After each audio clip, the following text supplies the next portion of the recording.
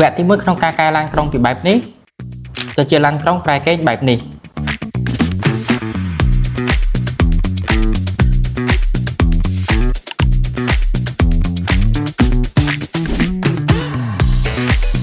ចឹងការងារដំបូងជាមួយនឹងឡានក្រុងហ្នឹងគឺយើងរើផ្នែកខាងក្នុងរបស់ឡានក្រុងហ្នឹងចេញឲ្យអស់សិនកាមិនហើយ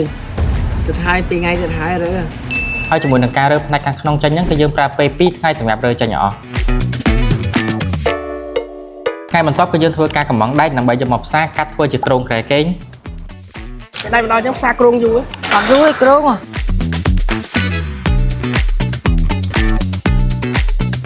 ហើយជាមួយនឹងឡានហ្នឹងគឺដាក់ក្រែកេងចំនួន30ក្រែជាមួយនឹងបន្ទប់ទឹកមួយដែរ